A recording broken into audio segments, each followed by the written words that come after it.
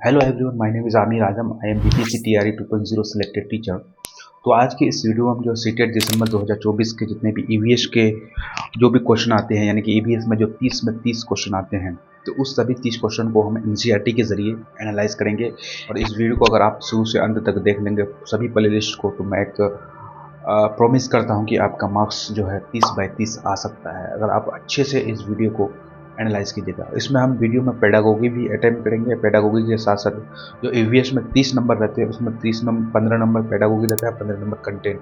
तो 15 number content को सबसे पहले मैं देखूंगा, खास करके क्लास 3 से क्लास 5 के जो एनसीईआरटी बुक है उससे सीटेट क्वेश्चन पूछ लेता है सीटेट वाला। तो उसके बाद फिर हम 15 नंबर का पेडागोगी को भी एनालाइज करेंगे और देखेंगे, समझेंगे। साथ साथ हम जो है ये जो क्लास रहेगा उसमें जब हम कंटेंट को पढ़ा देंगे तो उसमें उसके बाद कुछ क्वेश्चन भी लेंगे। इससे आपका क्या हो जाएगा, आपका जो भी पढ़ेंगे वो आपका क्लियर हो जाएगा, कोई डाउट नहीं रहेगा। चैनल पर नहीं हो तो प्लीज़ सब्सक्राइब जरूर कीजिएगा। इसी तरह के मैं और भी वीडियो लाता रहूँगा। चलिए वीडियो को शुरू करते हैं। तो इसमें बहुत सारे चैप्टर हैं। तो सबसे पहला चैप्टर है गोइंग टू स्कूल, फिर उसमें से है ईयर टू ईयर, उसके बाद है ए डे विथ नंदू, उसके बाद है द स्टोरी ऑफ अमृता,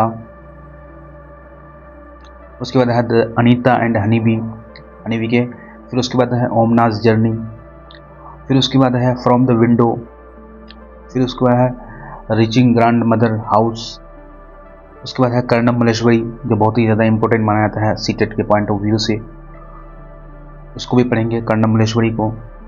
फिर है वैली ऑफ फ्लावर्स यानी कि फूलों की घाटी, इसको भी पढ़ेंगे। फिर है मधुबनी पेंटिंग, बहुत ही ज़्यादा इंपॉर्टेंट माना जाता है। आज क्योंकि पहला क्लास है तो आज हम शुरू से पढ़ेंगे। तो आज हम जो पहला टॉपिक जो पढ़ेंगे वो पहला टॉपिक है गोइंग टू स्कूल। सबसे पहले मैं आपको एक सजेस्ट करना चाहूँगा कि अगर आप इस सेशन को अटेंड कर रहे हैं या देख रहे हैं तो आप पेन पेपर लेकर बैठिए और जो भी मैं पॉइंट बताते जा रहा हूँ, जो आपको लग रहा है कि इम्पोर्टेंट है, तो वो सब आप नोट करते जाइए। पहला चैप्टर है गोइंग टू स्कूल। तो इसमें पहला है बैम्बो एंड रोप ब्रिज, इसका इस्तेमाल कहाँ होता है? आसाम में होता है। फिर उसके बाद है ट्रॉली का इस्तेमाल कहाँ होता है? लद्दाख में होता है। फिर होता है सीमेंट ब्रिज हम कहाँ इस्तेमाल करते हैं? कौन से एरियाज़ में? जो नॉर्मल एरियाज़ होते हैं, यानी कि जहाँ पे समतल क्षेत्र जहाँ पे होते हैं, या ओवर वाटर, नॉर्मल एरियाज़ और ओवर वाटर में हम सीमेंट ब्रिज का इस्तेमाल करते हैं। और वेलम जो होते हैं इसका इस्तेमाल कहाँ करते हैं? वेलम जो होते हैं केरला में इस्तेमाल करते हैं। बहुत ही इंपॉर्टेंट पॉइंट है, तो समझ लेते हैं वेलम क्या है। वेलम यह है कि एक स्मॉल वुडन बोट है, यानी कि एक छोटा सा लकड़ी का बना हुआ नाव है। इसका इस्तेमाल हम केरला में करते हैं। ये PYQ यानी कि यह क्वेश्चन एक बार पूछ लिया है सीटेट में। फिर आगे देखते हैं, फिर है बुलोक कार्ट, इसका इस्तेमाल हम विलेज इन प्लेन्स यानी कि गाँव में बुलोक कार्ट यानी कि सांड गाड़ी, बैलगाड़ी का इस्तेमाल हम कहाँ करते हैं? ये जाहिर सी बात है कि हम गांव में करेंगे। तो उसके कैमल कार्ट यानी कि ऊँट के जो भी होते हैं गाड़ी होते हैं वो कहाँ इस्तेमाल करते हैं? राजस्थान में। बेसिकली एक और पॉइंट है, जो कैमल को जो है राजस्थान का जहाज़ कहा जाता है, ऊँट को क्या होता है? राजस्थान का जहाज़ कहा जाता है। तो कैमल कार्ट जहाँ भी रहेगा तो आपको राजस्थान क्लियर कट कर देना है। फिर उसके बाद है the path are rocky and uneven, यानी कि जो रास्ते हैं चट्टान से बने हुए हैं और अनइवन यानी कि उबड़ खाबड़ हैं। तो वो कौन से एरियाज़ में होते हैं? यानी कि माउंटेन एरियाज, जहाँ भी पहाड़ी इलाका है, जैसे उत्तराखंड में है, तो वहाँ हम कौन सा रास्ता मिलते हैं? Path are rocky and uneven मिलते हैं, यानी कि जो चट्टान से और उबड़ खाबड़ रास्ता हमको कहाँ मिलता है? उत्तराखंड। तो ये जो अभी मैंने जितना पॉइंट बताया, bamboo and rope bridge Assam, trolley Ladakh, cement bridge जो होता है नॉर्मल एरियाज़ में, वेलम जो है केरला में, camel cart Rajasthan, bullock cart village in plains, और जो पाथ आर रॉकी यानी चट्टान से और अनइवन यानी उबड़ खाबड़ जो रास्ते होते हैं वहाँ उत्तराखंड। तो आप ये सीटें जो कई बार इस तरह का क्वेश्चन पूछ दिया है, match of the following, match करने के लिए बोल दिया है, तो इसको जहन में ज़रूर रखिएगा। अब चलते हैं नेक्स्ट टॉपिक पे। अब नेक्स्ट टॉपिक है ईयर टू ईयर। ये टॉपिक का नाम है, लेकिन एक चैप्टर का नाम है। तो यह कहाँ किया जाता है?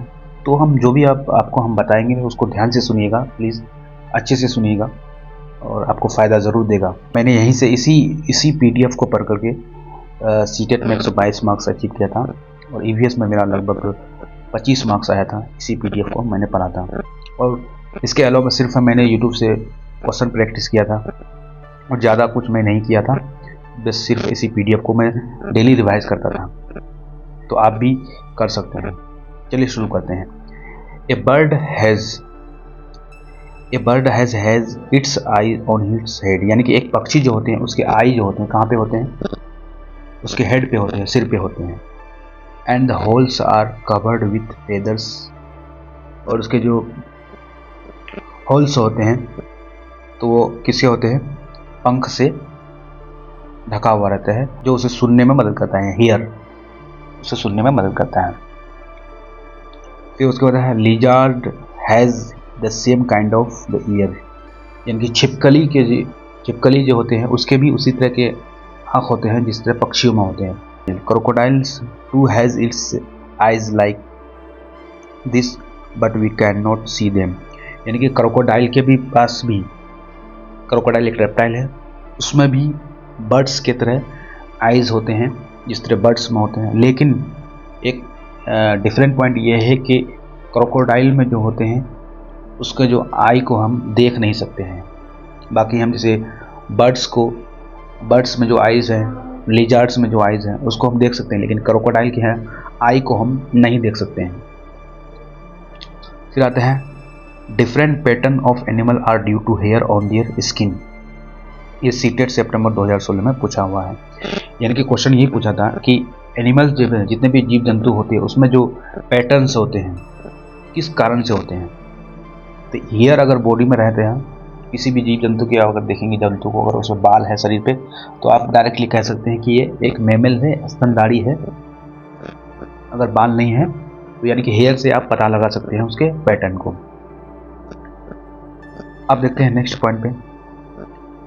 नेक्स्ट पॉइंट क्या है? Without hair on an animal body there will be no pattern, यानी कि अगर किसी भी एनिमल्स में हेयर नहीं है, बाल नहीं है, तो उसका हम पैटर्न को जान नहीं सकते हैं। फिर है next point, animal with ears hair on the body gives birth. बहुत ही इंपॉर्टेंट पॉइंट है। यानी कि जीव जंतु में ईयर्स होते हैं, कान होते हैं, कान हमको देखने को मिलता है, और हेयर्स यानी कि बाल शरीर में देखने को मिलते हैं, तो वो बच्चे को जन्म देते हैं। उसके ऑपोजिट ऐसे सारे एनिमल जिसके कान दिखाई नहीं पड़ते हैं तो वो अंडे देते हैं। यानी कि जितने भी पक्षी ग्रुप के होते हैं, कौवा, तोता, मैना, ये सब क्या होते हैं? अंडे देते हैं। और बाकी जितने भी ऐसे एनिमल जिनके शरीर पे बाल होते हैं, कान होते हैं, जिसको हम बाहर से कान को देख सकते हैं, तो वो क्या होते हैं? बच्चे को जन्म देते हैं। यानी कि वो अंडे नहीं देते हैं, डायरेक्ट बच्चा जन्म देते हैं। अब देखते हैं नेक्स्ट टॉपिक है a day with Nandu. A day with Nandu एक चैप्टर का नाम है, एनसीईआरटी का है। मैं जितना भी ये पॉइंट आपको बता रहा हूँ सभी एनसीईआरटी का पॉइंट है, बहुत ही इंपॉर्टेंट है। ज़रूर अच्छे से आप वीडियो को देखते जाइए, और वीडियो को अगर अच्छा लगा है तो प्लीज़ एक लाइक ज़रूर कीजिएगा, शेयर कीजिएगा, और चैनल पे नहीं है तो प्लीज़ सब्सक्राइब जरूर कीजिएगा। अब जो नेक्स्ट चैप्टर है वो है a day with Nandu.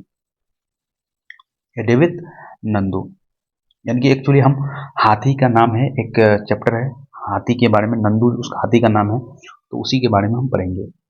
Head of the heard oldest female elephant, यानी कि जितने भी हाथी के जो झुंड होते हैं उसमें जो होते हैं हेड कौन होते हैं?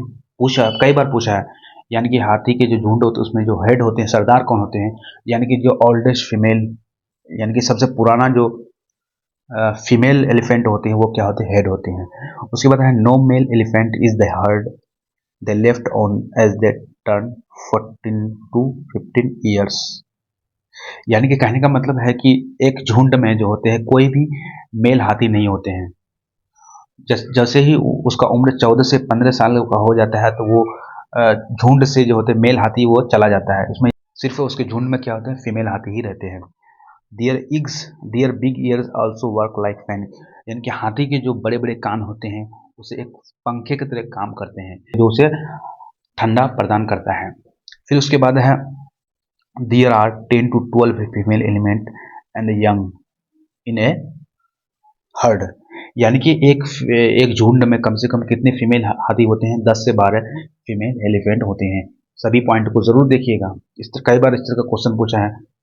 एक फीमेल, एक यानी कि एक हाथी के झुंड में कितने फीमेल होते हैं? 10 से 12 फीमेल एलिफेंट होते हैं। An adult elephant can eat more than 100 kg of leaves and twigs one day. एक जो होते हैं वयस्क हाथी जो होते हैं, एक दिन में कम से कम 100 kg तक पत्ते को खा जाते हैं, पत्ते और टहनी को खा जाते हैं। कितने केजी तक? 100 kg की पत्ते और टहनी को खा जाते हैं। उसके बाद आता है स्लीपिंग। एक हाथी जो होता है कितना घंटा सोता है? ये भी क्वेश्चन इंपॉर्टेंट है। एक हाथी जो होता है 2 से 4 घंटा सोता है। फिर उसके बाद है नंदू, एक हाथी का नाम है। तो यानी कि एक जो हाथी होते हैं, 3 महीने का हाथी भी अगर रहता है तो उसका वजन जो होता है 200 kg तक होता है। तो इसके बारे में हम बहुत सारा पॉइंट पढ़ लिए हैं, थोड़ा सा हम रिवाइज कर देते हैं। एक वयस्क हाथी का वजन कितना होता है? 200 kg होता है। और एक हाथी जो होता है एक दिन में कितनी केजी ऑफ लीफ खा लेता है? 100 kg को खा लेता है। और एक हाथी जो होता है कितना घंटा सोता है? 2 से 4 घंटा सोता है। फिर उसके बाद पढ़े और हाथी के जो यानी कि झुंड होते हैं उसमें सरदार कौन होते हैं? ओल्डेस्ट फीमेल एलिफेंट जो होते हैं वो क्या होते हैं? झुंड के सरदार होते हैं। उसके बाद जो होते हैं हाथी के जो कान होते हैं, कान होते हैं एक फैन की तरह काम करता है। उसके बाद जो होते हैं, जैसे ही हाथी का उम्र 14 से 15 हो जाता है तो झुंड से जो होते हैं जो मेल एलिफेंट जो होते हैं वो गायब हो जाते हैं। उसी तरह एक झुंड में कितने फीमेल एलिफेंट होते हैं? 10 से 12 फीमेल एलिफेंट होते हैं। अब चलते हैं नेक्स्ट कहानी की तरफ। The story of Amrita. Amrita की कहानी। अमृता एक लड़की है जो राजस्थान की रहने वाली है। ये आपको जो मैप दिख रहा है, आप जो होते यानी कि हमारे भारत के जितने भी स्टेट हैं आपको ज़रूर एक बार देख लेना चाहिए मैप को कि कौन कौन सा यानी कि जितने भी राज्य है, स्टेट है, उनका लोकेशन क्या है। ठीक है, उसको एक बार आप ज़रूर देख लीजिएगा। चलिए अमृता के कहानी को समझते हैं। खेजरी विलेज इज नियर जोधपुर इन राजस्थान। खेजरी एक गांव का नाम है, क्या है, जो राजस्थान में एक जोधपुर जगह है, जोधपुर वहाँ नज़दीक में है। खेजरी एक गांव है। उसके बाद places were built by wood at that time about 300 year ago. उसके बाद पीपुल कॉल्ड एज बिश्नोई। यहाँ के जो यानी कि राजस्थान के जो लोग होते हैं यानी कि खेजरी विलेज के जो भी लोग होते हैं उसको क्या कहते हैं? बिश्नोई कहते हैं। उसके बाद आता है khejri tree can grow up without much water. जो खेजरी जो पेड़ है, पानी की गैर मौजूदगी यानी कि पानी अगर नहीं भी होगा तो ये खेजरी ट्री ग्रो कर सकता है, क्योंकि राजस्थान में बहुत एक बलुआ इलाका है, यानी कि यहाँ पे गर्मी बहुत ज़्यादा पड़ती है। इसलिए ये जो ट्री है और यहाँ पानी की कमी होती है, इसलिए ये ट्री जो होते हैं विदाउट मच वाटर यानी कि पानी की अनुपस्थिति में भी ग्रो कर सकता है। It gives bean. इस पेड़ से हमें क्या मिलता है? बीन मिलता है। और don't get affected by insect. और ये जो होते हैं पेड़ जो होते हैं हमें इंसेक्ट से कोई इफेक्ट नहीं करता है, इनकी इंसेक्ट का इसका कोई प्रभाव नहीं पड़ता है। अब चलते हैं नेक्स्ट में। नेक्स्ट है Anita and honeybee. Anita and honeybee, the story from Bochacha village in Muzaffarpur district in Bihar. अब पूछेगा बोचाचा जो है ये गांव कहाँ है? सीटेट में इस तरह का क्वेश्चन पूछता है। तो बोचाचा गांव जो है मुजफ्फरपुर डिस्ट्रिक्ट में है। ठीक। Honeybee lay egg their eggs from the October to December. Very very important point, बहुत ही आप डबल स्टार कर लीजिए। एक जो होते हैं मधुमक्खी जो होती है अपना अंडा को कब किस महीने देता है? अक्टूबर टू दिसंबर। अक्टूबर टू दिसंबर, इसको जरूर ध्यान में रखिएगा। Every beehive has one queen bee that lay eggs. मधुमक्खी के जितने भी छत्ते होते हैं तो उसमें एक क्या होते हैं? वन क्वीन, एक रानी होती है जो अंडा देती है। There are only few males. इस पॉइंट को छोड़ दीजिए, अभी इसको पॉइंट को मत देखिए। फिर उसके बाद है मिनिमम आर वर्कर। मधुमक्खी के छत्ते में सबसे कम जो होते हैं वो होते हैं वर्कर होते हैं, यानी कि जो काम करने वाले होते हैं। और मधुमक्खी के छत्ते में जो होते हैं एक क्वीन बी होते हैं जो अंडे देती है। अब नेक्स्ट पॉइंट को देखते हैं। The male bees have no special role as worker. यानी कि जो मेल मधुमक्खी होते हैं कोई उसका स्पेशल काम नहीं होता है। ठीक। अब देखिए इंडिया के मैप में जो बिहार का लोकेशन कहाँ है, इस तरह से मैंने यहाँ एक आइडिया के तौर पर लिया है। तो इसलिए map of India is very important, तो इसको ज़रूर आप लोग देख लीजिएगा, वहाँ से भी क्वेश्चन पूछ लेता है। फिर आते हैं ओमनाज जर्नी, ओमना की journey, starting journey from Gandhidham in कुछ गुजरात। गांधीधाम कहाँ है? कुछ एरिया में है, कुछ का है गुजरात में है। तो ये ओमना जो होता है अपनी जर्नी को कहाँ से स्टार्ट करती है? गांधीधाम से स्टार्ट करती है। फिर उसके बाद फूड ऑफ गुजरात, यानी कि गुजरात का खाना क्या है, यानी कि गुजरात के लोग क्या खाते हैं? Dhokla with chutney, dhokla with chutney, lemon rice और मिठाई खाते हैं। उसके बाद अहमदाबाद एंड वालसा, ये कहाँ पे है? एक दो शहर है, यानी कि दो शहर है अहमदाबाद और वालसा, ये कहाँ पे है? गुजरात में है। और कोझिकोड कहाँ पे है? केरला में है। तो ये सभी जितने भी शहर को मैं बताते जा रहा हूँ, इसको आप जहन में जरूर रखिएगा, ये पूछ लेता है सीटेट, इस तरह का क्वेश्चन कई बार पूछा है। अब देखते हैं, अब नेक्स्ट टॉपिक है, यानी कि नेक्स्ट चैप्टर है फ्रॉम द विंडोज। तो होता है मडगांव इज इन गोवा। मडगांव कहाँ है? पूछ लेगा मडगांव कहाँ है, तो इसलिए मडगांव कहाँ है? गोवा में है। There are total 200 bridge and 92 tunnels in the route from Goa to Kerala, यानी कि जब आप गोवा से केरला की ओर जाएंगे तो आपको कितने ब्रिज मिलेंगे? 200 ब्रिज मिलेंगे और 92 टनल्स मिलेंगे। ये कई बार पूछा है सीटेट, इसलिए बहुत इंपॉर्टेंट है। उसके बाद Kozhikode is a city in the state of Kerala, is southern India on the Malabar coast, यानी कि कोझिकोड एक शहर है जो कहाँ पे है, किस स्टेट में है? केरला में है। केरला जो भारत का जो ये नक्शा है, मान लीजिए ये भारत है, तो केरला जो है आपका यहाँ पे है, यानी कि साउथ सदर्न इंडिया की तरफ है केरला। और ये कहाँ पे है? एक मालाबार तट के किनारे बसा हुआ एक शहर है। It is also known as Calicut, इसको क्या कहते हैं? इंपॉर्टेंट पॉइंट है, इसको क्या कहते हैं? कालीकट भी कहते हैं, यानी कि मालाबार तट जो होते हैं उसके दूसरा नाम क्या है? कालीकट। उसके बाद on the way to Gujarat to Kerala the train crosses Maharashtra, Goa, Karnataka, यानी कि जब एक ट्रेन गुजरात से केरला की ओर जाता है तो ट्रेन जो होता है कितने शहर से, कितने राज्य से होकर गुजरता है? तो 3 स्टेट से होकर गुजरता है, एक महाराष्ट्र, एक गोवा, एक Karnataka.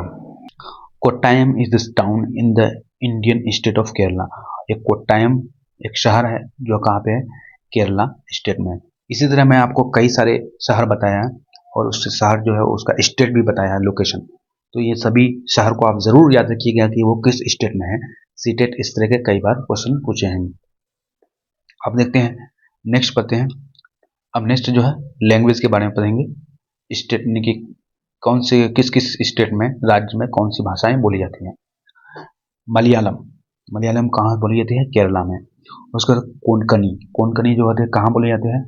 Karnataka, Maharashtra, Goa and in some part of Kerala. ठीक, ये एक भाषा जो होती है कई स्टेट में भी बोली जाती है, कोई ज़रूरी नहीं है कि एक भाषा सिर्फ एक ही स्टेट में बोली जाए। जैसे मलयालम सिर्फ केरला में बोली जाती है, कोंकणी जो होती है कर्नाटक के अलावा महाराष्ट्र, गोवा एंड केरला के कुछ भाग में भी बोला जाता है। और मराठी जो है आपका महाराष्ट्र, गोवा, दमन एंड दीव, दादरा और नगर हवेली। तो आपको पूछेगा कि दमन एवं दीव में किस भाषा बोली है, कौन सी भाषा बोली जाती है, तो आपको मराठा पे क्लिक करना है। उसी तरह दादरा और नगर हवेली में कौन सी भाषा बोली जाती है, तो इसको भी मराठी। उसके बाद आता है गुजराती, सिंपल है, गुजराती कहाँ से कहाँ बोली जाती है? गुजरात में। उसके बाद कन्नड़, कन्नड़ कहाँ बोली जाती है? तमिलनाडु में बोली जाती है। सभी पॉइंट को आप जरूर याद रखिएगा। ठीक, तो आज के क्लास को हम यहीं तक एंड करते हैं। फिर अगले क्लास में हम जो है और भी जो भी जितने भी चैप्टर बचे हुए हैं, यानी कि इसमें से लगभग अच्छा खासा चैप्टर अभी बचा हुआ है, यानी कि ये पहला क्लास था, तो इसलिए मैं आपको आज की क्लास को यहीं एंड आप करते हैं। और मैं ये डेली वीडियो अपलोड करूंगा, आप इस वीडियो को ज़रूर देखिएगा अगर आप सीटेट दिसंबर 2024 देने वाले हैं, जो आपको बहुत ही इम्पोर्टेंट हुआ होगा। मैं भी इस वीडियो से पढ़ा था, जो यानी कि सीटेट में EVS में जो 30 क्वेश्चन रहते हैं, तो 30 में से 15 नंबर जो होते हैं वो NCERT से पूछते हैं, यानी कि क्लास 3 to 5 के NCERT बुक से पूछते हैं। और 15 नंबर जो होते हैं EVS पेडागोगी EVS पूछते हैं। तो इस वीडियो में अभी हम जो है कंटेंट को डिस्कस कर रहे हैं, यानी कि एनसीईआरटी के जितने भी पॉइंट है सभी को डिस्कस करना। ठीक, तो आज के क्लास को हम यहीं एंड अप करते हैं। तब तक अपना ख्याल रखिए, और चैनल पे न्यू है तो प्लीज़ सब्सक्राइब जरूर कीजिएगा, लाइक कीजिएगा। इसी तरह के मेरा रेगुलर वीडियो पाने के लिए मेरे प्लीज़ चैनल को सब्सक्राइब जरूर कीजिएगा। तब तक अपना ख्याल रखिए। जय हिंद।